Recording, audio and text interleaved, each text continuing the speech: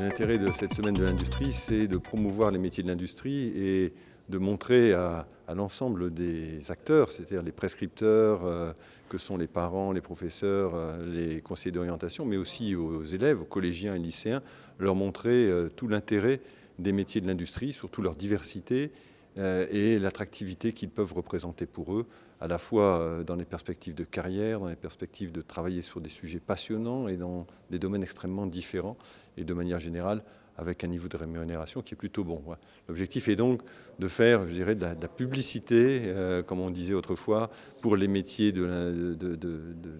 l'industrie, et ainsi amener des jeunes à reconsidérer peut-être ou à imaginer pouvoir orienter leurs études et leur future carrière vers nos métiers, car nous avons besoin, dans les années qui viennent, de nous renouveler notre personnel et de faire face aussi au développement technologique, et donc d'avoir des personnes passionnées, qui ont envie et qui seront bien formées pour prendre la suite dans nos entreprises. Donc la soirée d'aujourd'hui, comme un point de conclusion ou un point d'orgue pour cette semaine, est là pour nous indiquer aussi comment se comportent les jeunes aujourd'hui, parce que ce n'est pas tout de vouloir les attirer, mais il faut aussi les comprendre, parce qu'on les attirera d'autant mieux en les comprenant, parce qu'on pourra adapter à la fois nos modes de management et à la fois la structure de nos entreprises pour pouvoir les accueillir et leur permettre de s'exprimer et de se réaliser dans l'entreprise. Alors, je dirige la société Caliwatch International, qui est un cabinet d'études et de stratégie, et qui travaille pour le compte des marques et qui travaille sur les grands courants de la société. Et aujourd'hui, dans le cadre de la semaine de l'industrie, je vais intervenir sur ce qu'on appelle notre génération Y,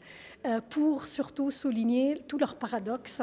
entre leur pragmatisme et leur amour de la vie, entre l'instantanéité et ce qu'ils pensent du futur,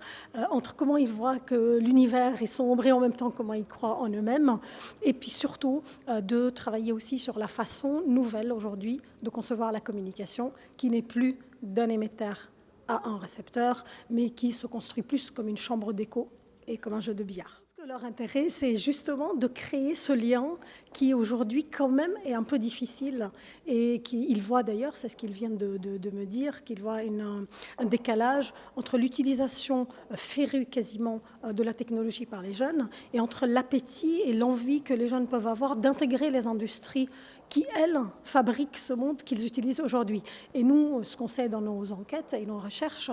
c'est que cette connexion, elle existe. Mais il y a un problème de communication, probablement. Donc la communication, elle va être au cœur de la conférence que je vais donner tout à l'heure.